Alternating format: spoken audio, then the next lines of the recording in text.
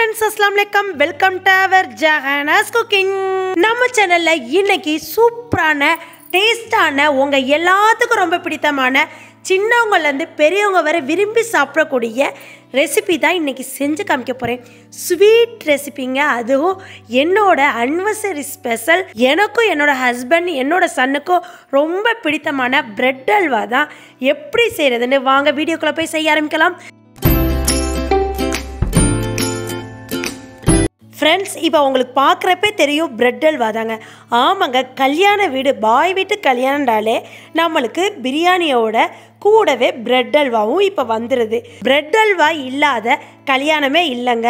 அதனால் பிரெட் அல்வாங்கிறது இப்போ ஃபேமஸாக எல்லாருக்கும் பிடித்த மாதிரி ஒரு டிஷ்ஷாகவே, ஒரு ஸ்வீட் ரெசிபியாகவே மாறிடுச்சு. அது எனக்கு ரொம்ப பிடிக்குங்க.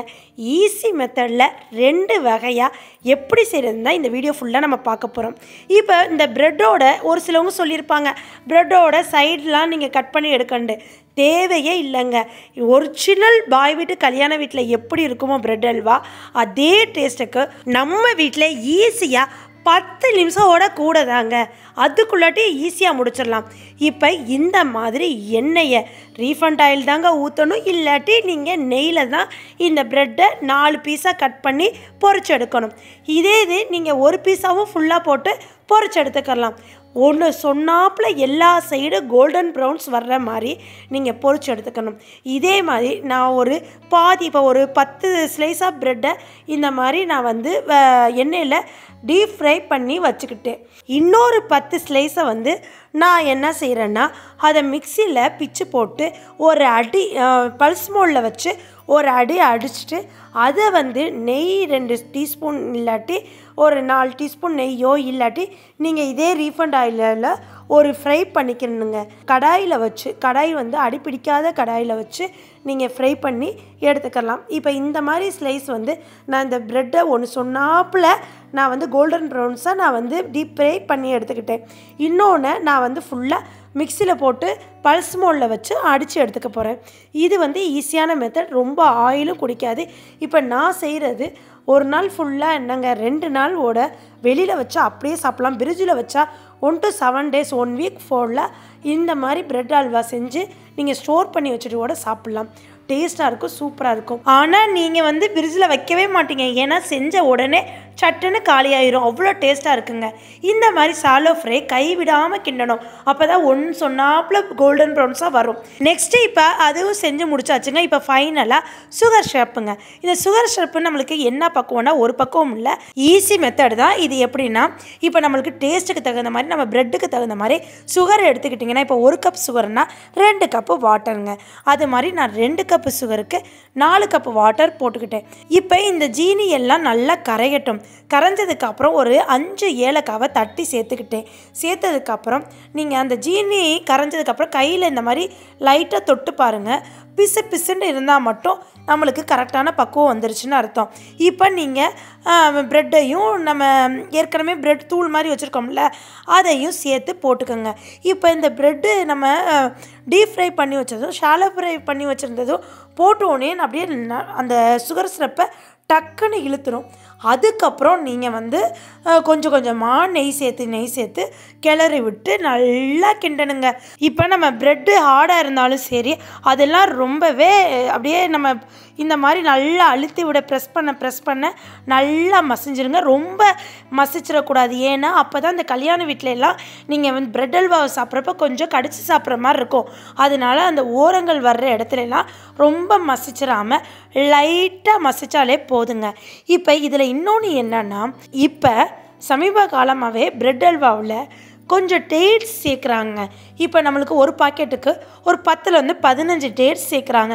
இதை இந்த டேட்ஸோடு சேர்ந்து கடிச்சு சாப்பிட்றப்ப இன்னுமே டேஸ்ட்டாகவும் சூப்பராகவும் இருக்குங்க. ஃப்ரெண்ட்ஸ், இப்போ உங்களுக்கு பார்க்குறப்பே தெரியும் என்னோடய பிரெட் அல்வா எவ்வளோ ஒரு சூப்பராக அழகாக வந்திருக்குண்டு.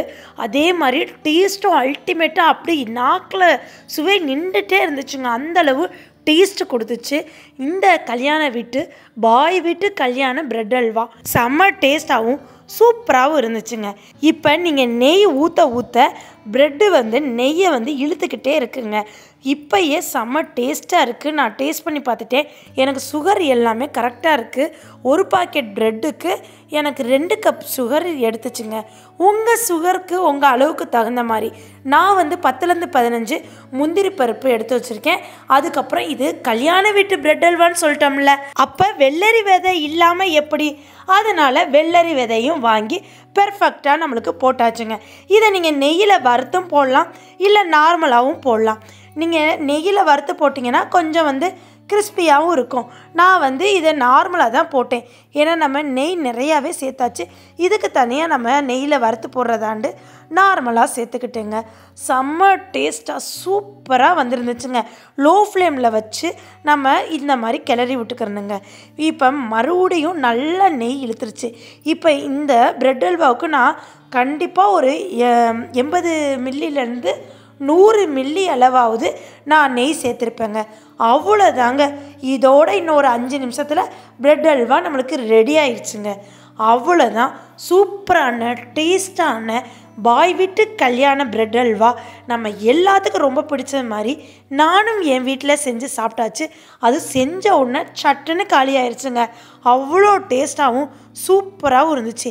இதே ரெசிப்பியை நீங்களும் உங்கள் வீட்டில் உள்ள உங்கள் ஹஸ்பண்டுக்கு அப்புறம் உங்களோட கிட்ஸுக்கு செஞ்சு கொடுத்துட்டு எப்படி இருக்குன்னு சொல்லுங்கள். இதில் இன்னொரு ஸ்பெஷல் என்னன்னா, நம்ம செஞ்சு முடித்தோன்னே சாப்பிட்டா அது ஒரு டேஸ்ட்டு தான். அது ஆறுனதுக்கப்புறம் சாப்பிட்டா இதை விட ரொம்பவே டேஸ்ட்டாக இருக்குங்க. ட்ரை பண்ணி பார்த்துட்டு கமெண்ட் செக்ஷனில் சொல்லுங்கள் ஃப்ரெண்ட்ஸ். இப்போ எங்கள் வீட்டில் முன்னெல்லாம் வந்து நம்ம வீட்டில் ஒரு ஃபங்க்ஷன், பர்த்டே ஃபங்க்ஷனாக இருக்கட்டும், கல்யாண நாளாக இருக்கட்டும், கேசரி தானே செய்வோம். இப்போ எங்கள் வீட்டில் என்ன ஃபங்க்ஷன் நடந்தாலும் நான் பிரெட் அல்வா தாங்க செய்கிறேன். ஏன்னா கேசரியை கட்டணும், சட்டுன்னு ஒரு 5லேருந்து 8 நிமிஷத்துக்குள்ளே இந்த பிரெட் அல்வா நம்ம செஞ்சு முடிச்சிடலாம். ஸோ நீங்களும் உங்கள் வீட்டில் உள்ளவங்களுக்கு செஞ்சு கொடுத்து அசைத்துட்டு எப்படி இருக்குன்னு எனக்கு கமெண்ட் செக்ஷனில் சொல்லுங்கள் ஃப்ரெண்ட்ஸ். லைக் பண்ணுங்கள், ஷேர் பண்ணுங்கள், கமெண்ட் பண்ணுங்கள். மறக்காமல் சப்ஸ்கிரைப் பண்ணிடுங்க ஃப்ரெண்ட்ஸ்.